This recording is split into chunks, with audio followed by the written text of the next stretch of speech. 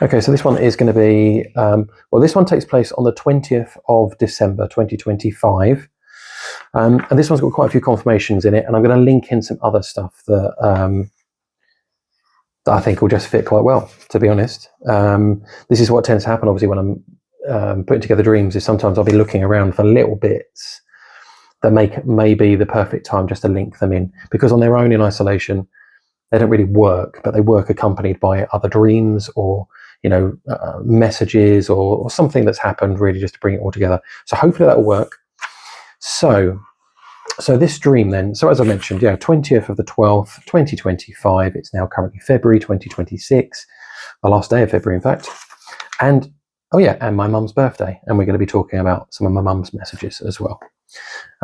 So this dream took place with me sitting in a classroom, and I was kind of I suppose, you walk into the classroom, you see the whole classroom, you see all the seating all lined up, and I'm just sort of standing at the door, I guess. I'm not sitting down in the class, I don't think, and I just happen to be looking at this very, very sparsely filled, classroom, and there's a guy who's just sitting at the standard sort of like desk you would do as a kid, sitting there with a keyboard on the desk, and he's tapping away on this keyboard, playing a song.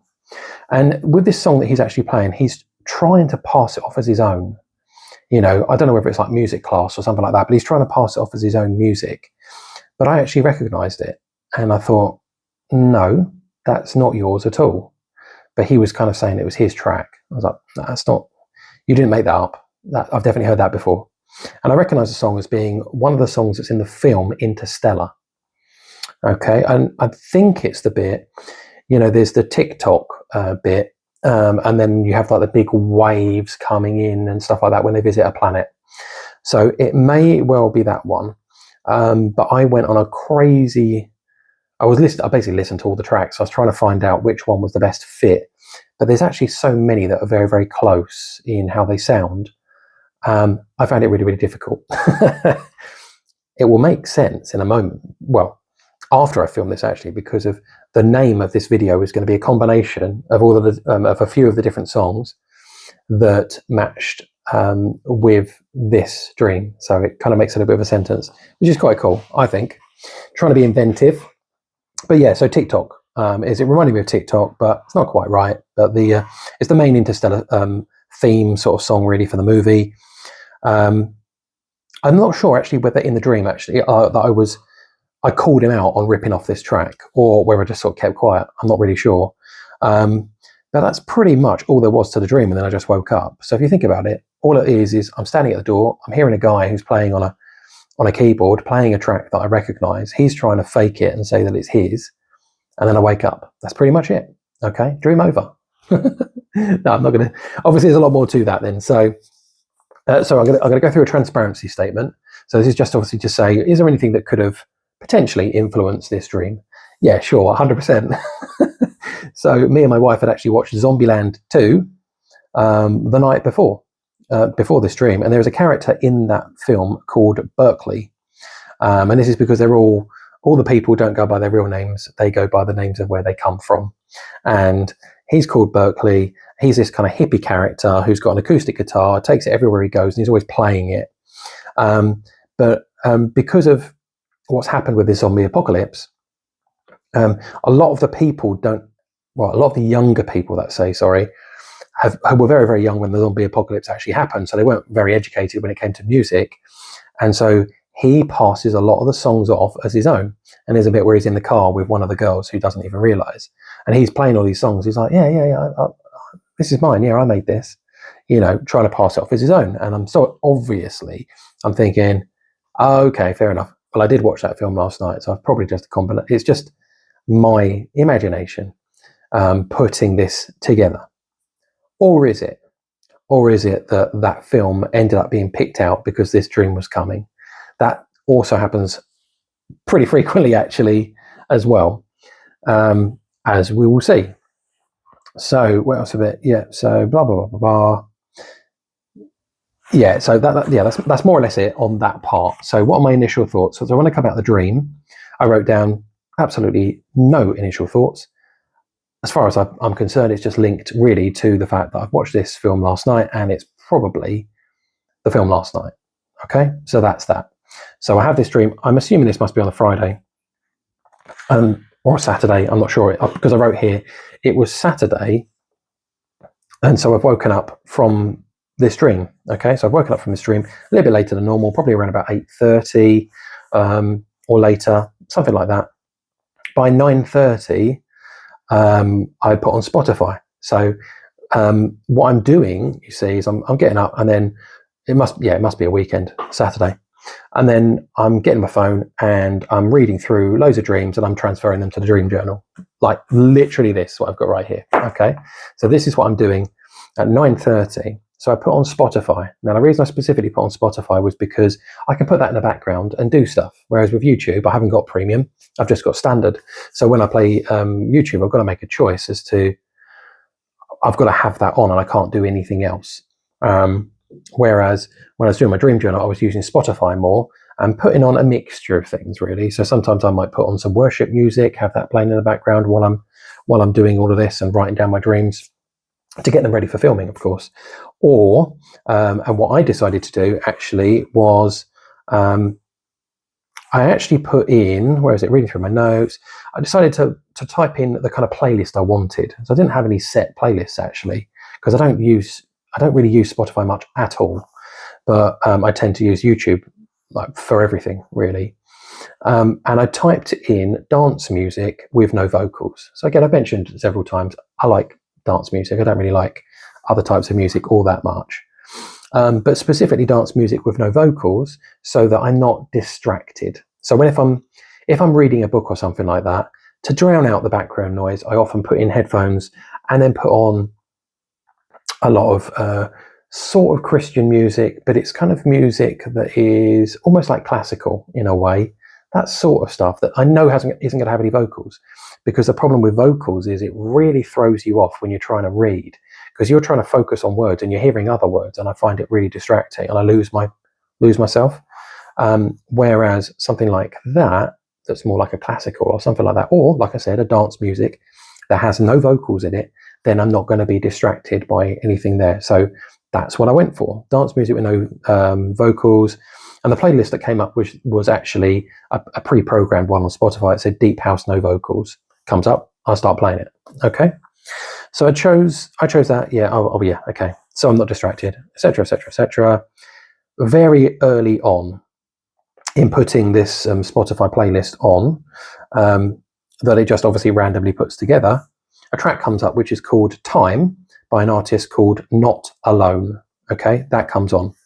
Again, screen, I've got my, what's it called? Got my notes up on, like your notepad or thing on your phone, just to read off my notes and transfer it across, obviously, to my dream journal. And after a short while, I recognise that this song has used the exact same sample that I've just had in this dream. It uses an Interstellar sample for like most of the song.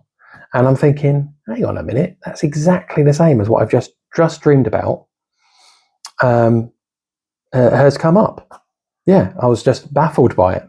And I did, a typical, like I mentioned in one of my last videos, like a slam my hand on the table, come on, what is going on? This is crazy, how that comes up. So it comes up as a confirmation.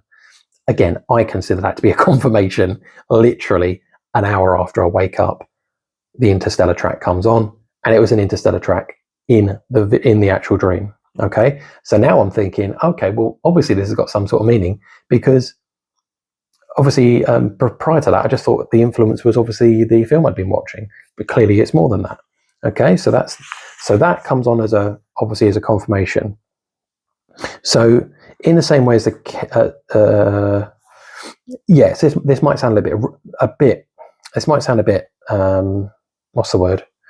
Not great, but so in the same way as the keyboard player in the dream was ripping off the Interstellar track, and Berkeley was also ripping off tracks as well in the film, then I play this track and it's ripping off Interstellar. Again, I kind of don't want to say that. What I mean is it's using that as a sample in this particular track.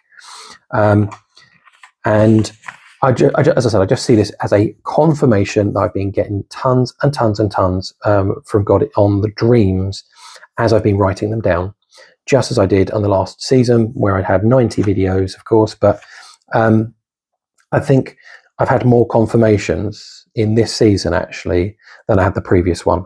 So I now start going through some confirmations, and you may have heard me talk about these before. So in the same way as I've had confirmations, a lot of them have actually come through my daughter, my youngest daughter. I personally think that she's been used to pass on confirmations to me really frequently. She doesn't necessarily see it as that. She's like, oh, it's just a coincidence, really. I'm like, it's not really. So as I said, so I'm thinking about that. So she'd been used, as I said, in season 1, she'd been used quite a few times to deliver messages to me. And examples would be, there's one called Green Goblin that will be in my playlist. And that's where I had this crazy experience with a demon literally speaking in my ear, like while I'm awake, but I just got smacked into basically like a spirit sort of state, and it talked to me and I saw it visually and stuff like that. So find that one. That's really, really interesting. I think it's called Green Goblin. And then what happened that very evening, so I can't remember when that happened. That again, you'd have to watch the video to know that. I'm just going off of memory, but it was, I don't know, midday or something like that happened.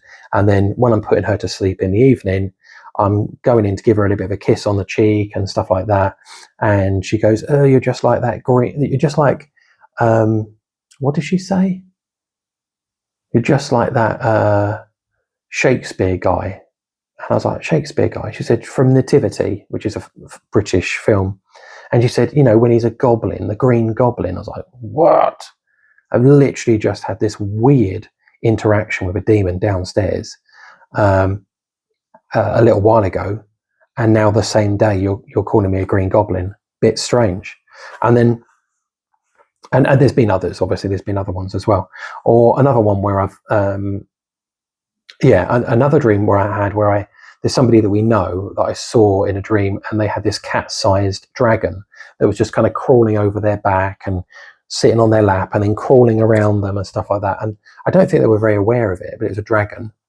And then again, in exactly the same way, I hadn't mentioned that dream.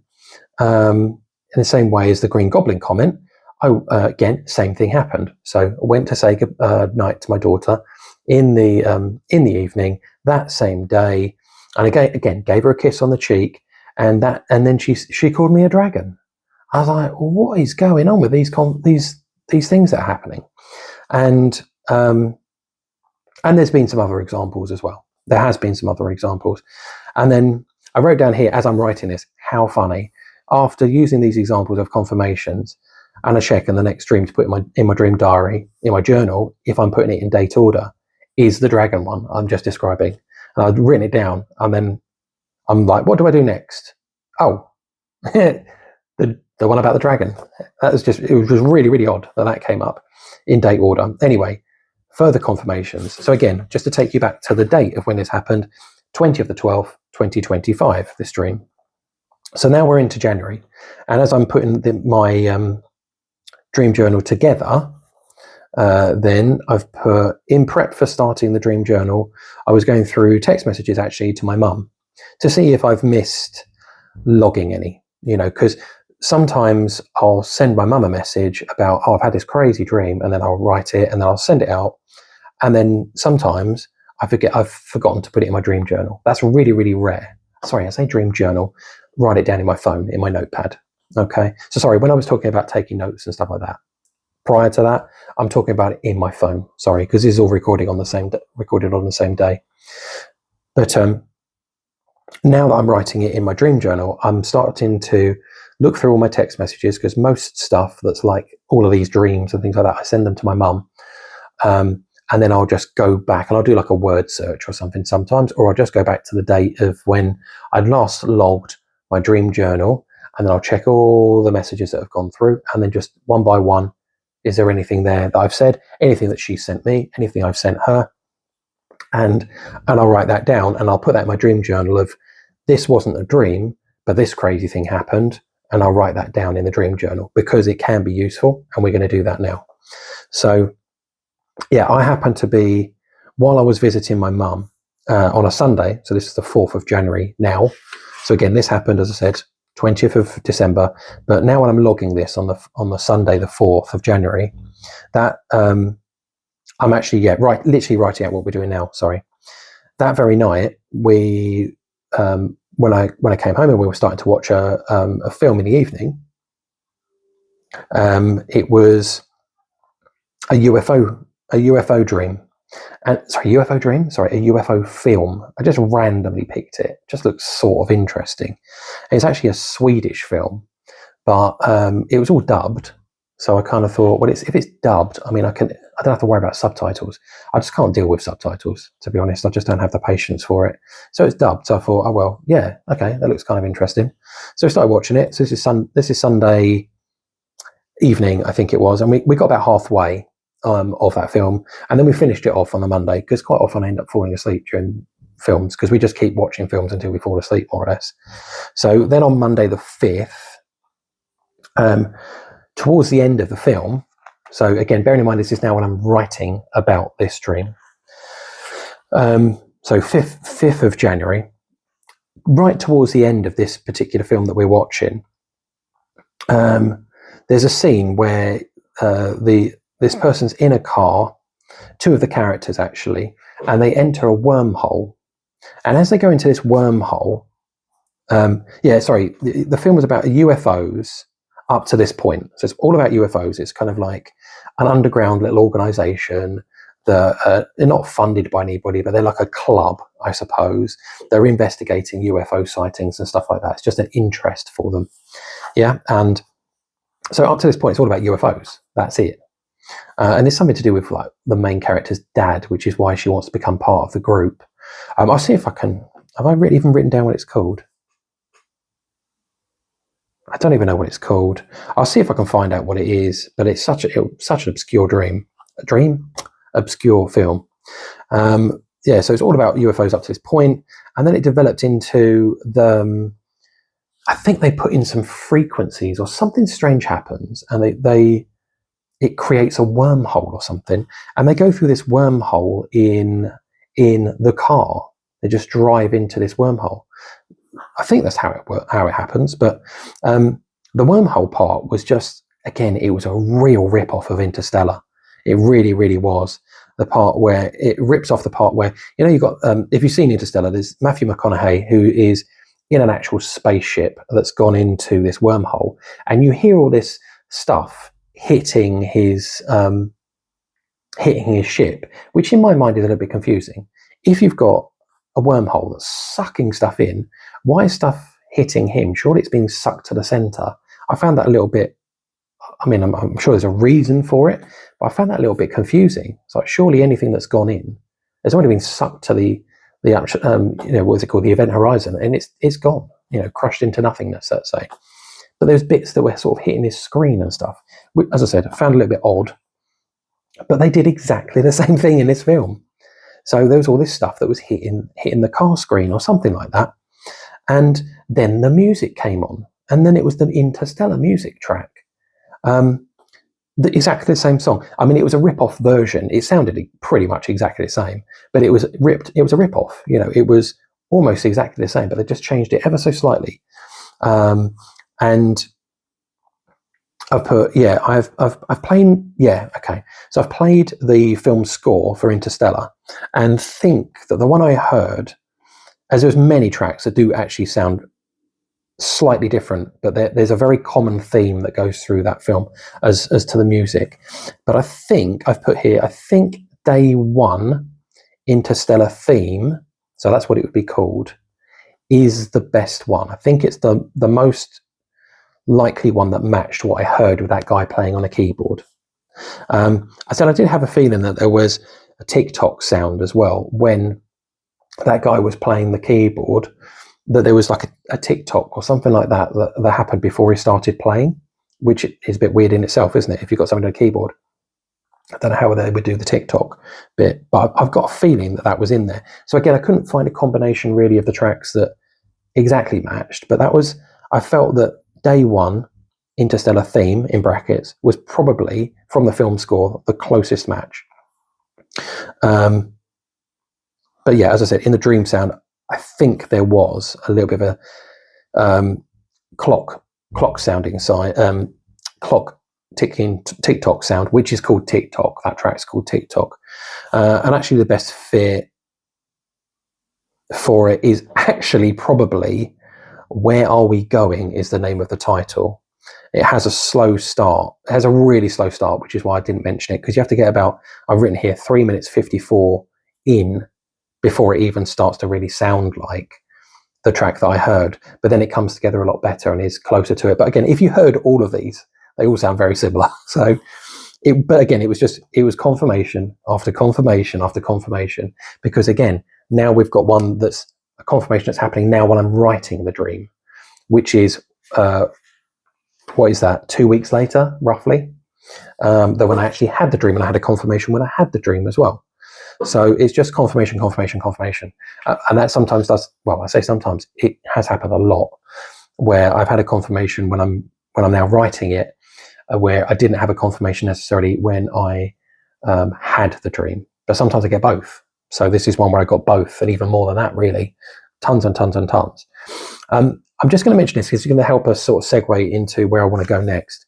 So that very same night that this dream happened, so 20th of the 12th, 2025, my mum actually sent me a message, and she said that she'd had a dream where she was seeing loads of people running around and they were holding guns, and then as she woke up, she heard World War III.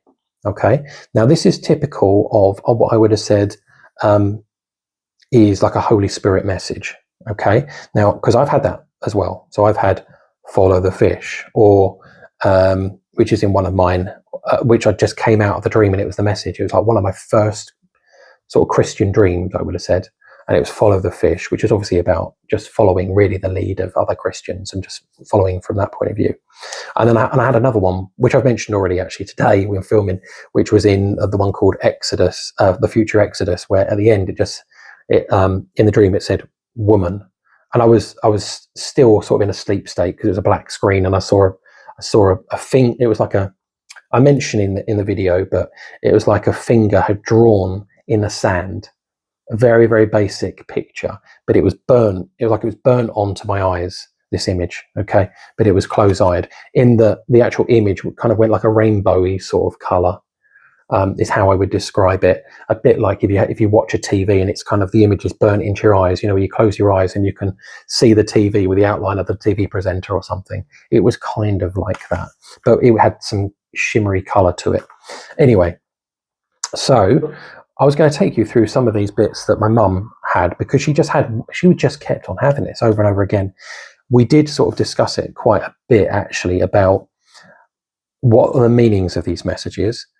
Are they from the Holy Spirit or are they not from the Holy Spirit? Because there was a couple that I won't mention because some of them are a bit more personal, where she felt like they were kind of quite, what's the word, condemning kind of phrases that were said, and she was kind of like, what? I don't understand. What does that mean?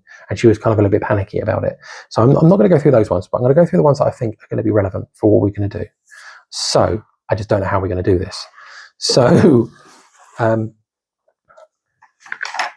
So I'm just going to I'm going to put this into an order. Actually, no, I'm going to do something slightly different. Right, so I'm going to go through what these were, some of what these were. So 7th of the 10th is where I'll start. So 7th of the 10th, she had a dream, she came out of a dream and then had a parting message, which was from here to eternity. That was it. So she woke up and then heard from here to eternity, and that was it. Okay. She had another one, 9th of the 10th, which I'll mention. She said digital ID coming back from it will be impossible. Okay, saying that's going to be a real problem, and that's going to set us down a route that potentially could cause major problems, which I don't disagree with at all. I'll skip past another one, 29th of the 10th. She had one where it was a picture. It had like a tablet, and in bold letters it said, "Be sorry before it's too late." Then 10th of the 11th. Oh no, sorry, not 10th of the 11th. Sorry, 11th of the 11th. She then, this is a bit more of a profound one, I think. She woke up, and when she came out of it, she just had a song in her head playing over. Now, I've had that, obviously, again, if you watch my videos, you'll see that that's happened several times, where I've had a song and I've just woken up with this song, and then suddenly that song happens, or I go Google, look it up on YouTube or something like that, and I look at the music video and it matches with the dream I've just had, or an event happens and then that song happens in real life. Again, maybe I'll sneak these in into the description of what these ones were.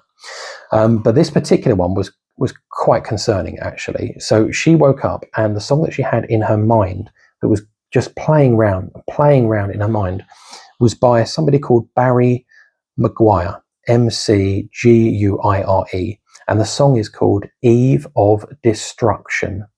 Okay, so just seeing that, to be honest, I had a dream, and it was by this person. It was called Eve of Destruction. It felt very ominous. It was like, oh, that's a bit worrying.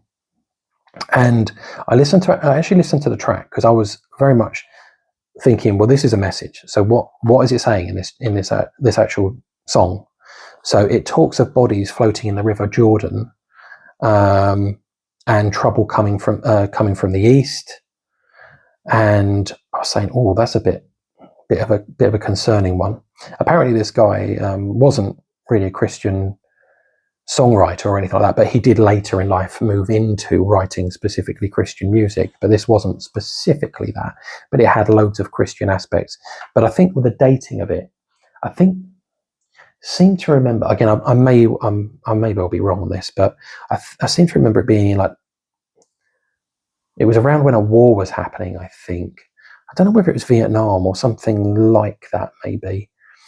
And I don't know whether it's to do with that, but it's just the fact that it talked about, obviously, the River Jordan. And I thought, what a random thing to put in there. Bodies in the River Jordan. I was like, well, that's a bit concerning. What does that mean? Does that mean that we're on the brink of something really massive happening to Israel? And maybe that's why that song has been sort of put through to you. And that's what it's to do. It's a warning. It's a warning message, maybe. 15th of the 11th, then, she had one that says, you have to admit and believe in what you see. Okay? And then the last one, was this 20th of the 12th, which was World War III, after she'd seen loads of people running around with guns. Okay? So this is where I'm going to take us in a bit of a different route here. So, because I kind of started investigating, and this is me investigating today before actually filming this. So I'd already planned I was going to film this one today, but then I started thinking on things a little bit more.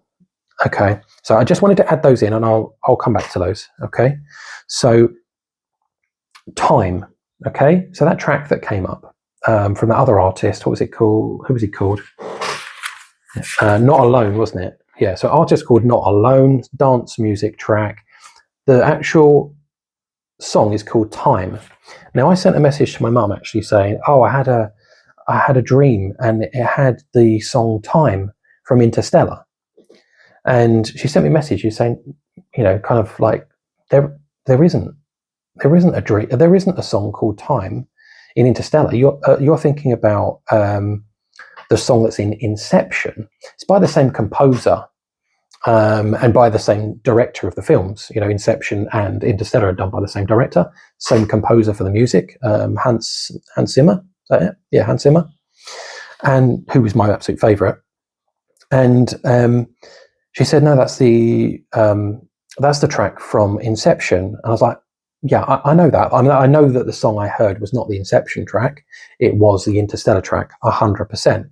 But Time is what obviously it's called with this other guy. And I was saying, yeah, I get that. I get that. That's fine. But it just made me think of Inception, that word Inception as well. I just thought, I'm going to have a little look into that. What is Inception? Well, it actually comes from a Latin word called inceptio, Inceptio, and it means to begin, to begin. And it's the birth or the origin or something like that of a new endeavor, a new longer term endeavor. Okay, the inception makes sense. How I would use it though is I was thinking more of the film.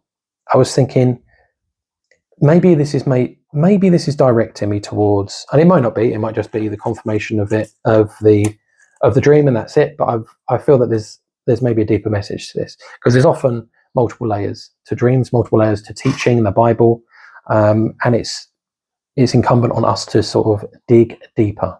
Okay, so that's what I felt like. So time. Okay, and I was thinking more of the film Inception then, because I thought it's directing me that way as well as obviously the Interstellar. So how I would use it, obviously using the film, is how it's used in the actual film. So in the film, it's obviously about them all being able to go into dreams and be able to sort of find out secrets and stuff like that by being able to get into people's dreams. But it's really is all about inception, which is what they describe as being able to give somebody an idea that's not their idea, but they realize that idea takes them on a course that can change their lives. So in that film, you've got this guy who's the head of is it an energy company or something like that? His dad's just died, and his company, the person who's hired these guys to go into his dreams, has hired him to make him dissolve his empire, this big energy empire, because he is a competitor. So he wants to basically break it apart so it's not as powerful a company, and then his company will do better. Okay, so it's all about them planting a thought, and that thought develops, and it develops into an idea, and then that changes the course of that person's life. It's a really great film, but again, I just want you to ponder on that. A thought that's planted in your mind that then develops into an idea and then changes the course of your life. And that's sort of exactly what I felt like is the message, isn't it, really, from when I'm doing all these videos and people speaking to people who are non-believers. Really what we're looking to do is plant a seed, and it won't necessarily always get anywhere, because it needs to be watered, and God's the one who does the watering. So all we can do is nobody can force you into believing. You have to want to believe, and you have to seek that water as a seed. You have to seek that water, and it's God who does the watering, and then that's where you blossom from there. Okay, and that analogy is used very frequently in the parables, with seeds, scattering seeds, and you've got the seeds that goes onto fertile ground and just grows up and represents obviously a believer who's fully grounded, fully rooted in their faith. Then you get the other type of believer who their seed falls on let's say shallow ground, rocky ground. It talks about shallow ground, meaning that because there's not much earth, the roots go down and then it shoots straight back up. So they're the kind of people who receive the message of salvation, and they're really joyful, but because they don't have any real root system, they're not grounded enough, then it says they wither in the heat of the sun, meaning that when they're truly tested, their faith is tested, they wither and they die away. They fall away from faith. Okay, and because they have no depth of soil as well, so they've got no way of getting their roots and getting themselves fully grounded, because it's just not going to happen, because they bounce back up like that. You have the ones that fall in. It says when the seed is scattered, some fall into thorny ground, which is where you have all that. If you imagine you're a seed and you've just been thrown in amongst loads of like bushes and stuff like that, well then they're going to prevent you from getting the light. They're going to be sucking up all the water and stuff, aren't they? But that's meant to represent you being choked out by the world. So you're held, you can't progress as a Christian because you're holding on to everything. You're clutching onto everything. Yeah, but I want these sins, or I want to do these things. I want to achieve this. I want to achieve that, and that becomes your focus rather than God being your focus. Okay, you got that one as well. I always feel like there's the other one, which is where the seed comes down, but immediately a bird comes in and swoops it up and takes it away, which is meant to be like Satan basically just taking your faith away almost as soon as it arrives. Very interesting. I've not actually done this, but when I was in my early days of being a Christian, I actually did I wrote myself. I read the parable of that one that I'm talking about. The seeds and stuff like that. I'll find it and I'll put it in the description. And I looked out in my garden, and it made me think so much of that parable, because we basically have grass, a grassy bit, but it used to have a concrete path which we smashed out, so they could just all be grass rather than half of it being grass and half of it being like a rock garden, which wasn't particularly nice when you got kids. So we smashed it all out, but the gardeners didn't do a very good job. So when it came to that path, it was smashed out, most of it, but actually at one end they hadn't smashed the concrete out properly, but they'd laid grass over the top. Okay, so the grass was really, really thin, and it made me think so much of landing the seed landing on rocky ground. Okay, because the grass doesn't flourish there because it's got such a thin amount of actual soil. Okay, so it makes me think of that as an analogy. We're surrounded by obviously the fences and stuff like that, and I think when I was writing that, I saw loads of birds that were all standing on the fence because I think I'd thrown some food out or something like that happened. But I was thinking, oh yeah, it's like the birds who are standing on the fence. They're waiting for the seed to go out, and then they pounce, and that's just like the parable as well. And I was thinking, I've actually got two patches as well of grass. It's like I don't know whether we got some crap, really rubbish grass, really. Some of it grows beautiful and it's really thick grass blades. It gets loads of moisture and it grows really, really well. But the other side of the garden, it's only a very small garden. We're talking about, what is that, 6 meters? Something like that, about six, maybe a bit more than that. But it's not much, but half the garden is really super, super fine grass, and the other is really thick grass. And the grass on the right-hand side goes all muddy and stuff like that. And it reminds me of the parable to a certain extent.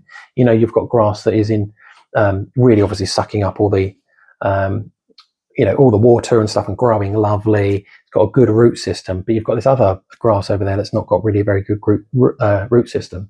It's not being choked out necessarily by thorns and thistles and stuff like that, but it is in that particular part of the garden has got loads of weeds that grow up. And because of weeds, what they do is obviously they come up and then they just suck all the water from around it. So you get all these bold patches of grass around these weeds. You only really notice it more in the summer. So now we're in the winter, actually, and I didn't cut the grass too much before we went into winter and autumn, really.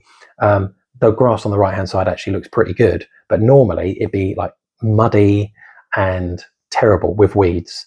So it's just like my garden actually represented all of these parts of the parable, and I felt like doing a video on it specifically and taking you around my garden and stuff, but it only really worked in the summer.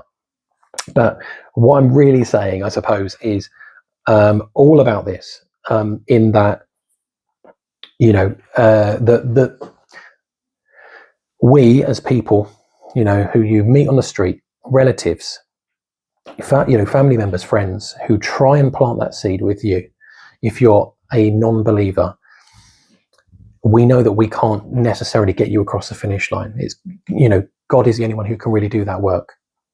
We can just plant the seed and then have faith that that God will water that seed. But you've got to be open to it. Okay. And again, planting that seed is going to develop, hopefully, into an idea. And that idea will then change the course of your life and lead you to salvation. That is the hope. Saving faith, knowing that Jesus obviously paid for all of your sins, everything that you've done wrong, has been paid for. You just have to claim it. Okay, so how you claim that is, let's say, through the sinner's prayer. I'm going to do it again. I did it on the last video, but I'm going to do it again. It's paid for all of your sins, and yeah, all you have to do is claim that gift. Because he's paid paid via his sacrifice of blood, and you just need to claim grace. So I'm just going to go through the sinner's prayer, and then I'll just do a quick parting message, and then we'll be finished. Okay. So the sinner's prayer. So you just pause it, and then write it down, and then you just say it out.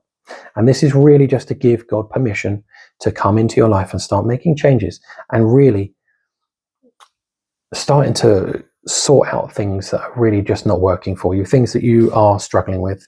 These could be things like alcohol, drugs, could be addictions, sexual addictions, they could be mental health addictions, all of these things, even kind of injuries and illnesses and stuff like that. You're just opening the door to God actually working in your life. Okay. So as I said, as I go, just pause it after a few words, write them down, go again, and so on until you got the whole thing. And this is just what you would say. There is nothing that you can really, as I've seen anyway, recall. I don't recall sort of finding anything on Google that specifically says this is a sinner's prayer. Just say this, because there isn't really a specific format. So this is just one I've used from another pastor who I've mentioned at least 10 times at this point. So I won't do it again. But here we go. So you would just need to say, God, I know I'm a sinner. I know that my sin has separated me from you, but God, I believe that you love me, and because you love me, that you sent your son Jesus to die for my sin. I believe that when Jesus died for my sin, his soul went to hell to pay the penalty for my sin. But I also believe that when all my sin was paid for, you raised Jesus from the dead, and therefore his victory over sin can also give us victory over sin. Jesus, I believe in you, and I thank you for saving me. And then I always add on, come into my life. I pray that you would provide me with the Holy Spirit, and that he would guide me, change my life. I'll leave that there. And as I said, the parting bit. So this was just literally looking at all those messages from my mum. Is we looked at them all in isolation and didn't really put anything together. But when I looked at them, I could see that they almost, pretty much, form a sentence. And this is how I would read it. So this is bearing in mind all of these different ones. So we had from here to eternity, be sorry before it's too late, eve of destruction, World War II, you have to admit and believe what you see. Okay, so if we just reorder this, we are on the eve of destruction. World War III is coming.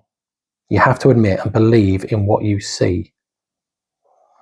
Be sorry before it's too late. From here to eternity. And as I said, I'm probably going to call this something along the lines of TOCK. Where are we going? Which are the two of the titles out of that. So I really feel that something big is coming. That we are on the eve of destruction, and the World War III is coming. And you have to look around and literally believe, see all the signs that are around you. Repent, which is to be sorry before it's too late. Because from here, when the church leaves, we leave, and then that's eternity from there. It's either, that you are saved and that you're with God, or that you're away from God, and you truly do want to. When the church gets taken away, you truly do want to be going up rather than staying here, because it's going to be the worst of everything you can think of. Will be what will happen, and people's hearts will be hardened. The more and more things like this happen, the more and more people will, be despite seeing everything that's happening, that's clearly supernatural stuff happening, clearly judgments coming upon the earth in such a rapid rate. And this is all going to happen in a very short space of time. But people's hearts will get hardened, and it will become more and more and more difficult to believe, because to speak out, to believe, to not conform, you're going to be killed. But also there's going to be judgments happening which are going to be killing people off at such a rapid rate that there is absolutely no guarantee. Well, there's no guarantee that you have tomorrow anyway, but there's certainly no guarantee that in the tribulation that you're going to be able to survive these kind of things, because of, I can't remember what it is. Is it something like after the seals, almost like half the world population is gone? It's something like that. I can't remember the true stats again. Look it up. It does talk about half the third of the population, third of the population, third of the population of the world. All this kind of happening, and it just dropping. But it's going to be staggeringly quick that a huge amount of people are going to die. So there's no guarantee that you're ever going to get through it. And statistically, it's highly unlikely that you would. So that's where I would say at this point, now is the time. Okay. Hopefully that was a good message. While I was actually writing this down as well, I forgot to mention that while I was writing this down, as to what I wanted to cover off, the song that was playing in the background was called "Oh Come to the Altar" by Elevation Worship. Check that one out and listen to the words that are there.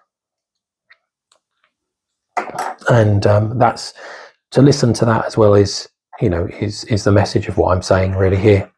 Okay. Hopefully it was impactful, and I will see you on another video.